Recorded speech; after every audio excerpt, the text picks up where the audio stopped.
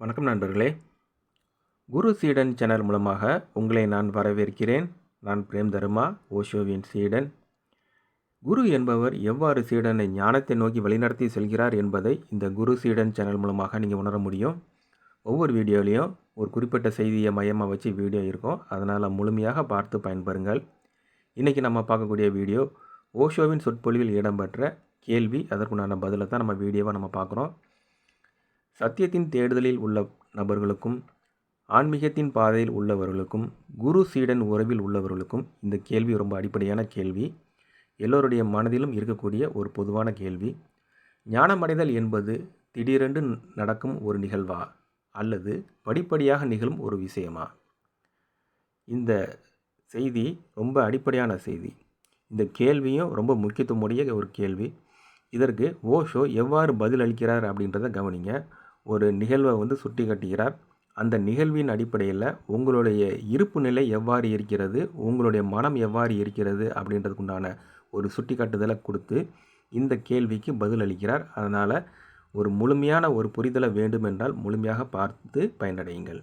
முதல்ல இந்த சேனலுடைய தொடர்பு சேனலில் சொல்லிவிட்டு ஓஷோனுடைய சொற்பொழிவை நம்ம கேட்போம். ஓஷோ மெசஞ்சர்ஸ் தமிழ், தியானம், பக்தி, குரு சீடன் இந்த சேனல் இருக்குது. உங்களுக்கு பிடித்தமான சேனலை ஃபாலோ பண்ணுங்கள். இதற்குண்டான லிங்க்கு கீழே இருக்குது, செக் பண்ணி பாருங்கள். இப்பொழுது ஓஷோனுடைய வழிகாட்டுதலை நம்ம கேட்போம். இது நடந்தது 80 வருடங்களாக தன் சீடர்களுக்கு போதித்து வந்த பௌத்த குரு ஒருவர் இருந்தார். அவருக்கு வயது 120 ஆனபோது ஒரு நாள் அடுத்த 7 நாட்களில் சாகப் போகிறேன் என்று அறிவித்தார்.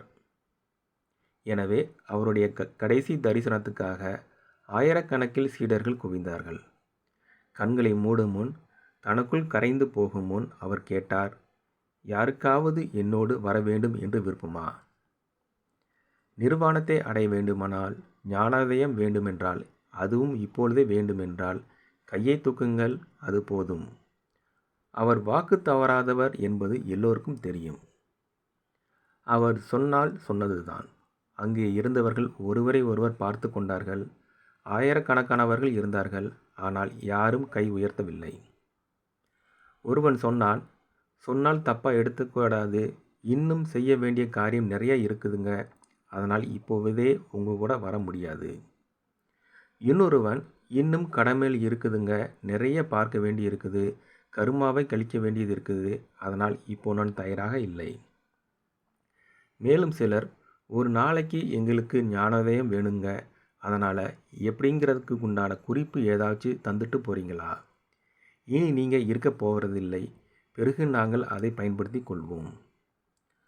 தம்முடைய வாழ்நாள் முழுக்க குறிப்புகளை கொடுத்து கொண்டே இருந்தவரிடம் மேலும் குறிப்பு கேட்டுக்கொண்டிருக்கிறார்கள். 80 வருடங்களாகத்தான். என்றாலும் அவர் ஏதாவது சொல்லிவிட்டு போக வேண்டும் என்கிறார்கள்.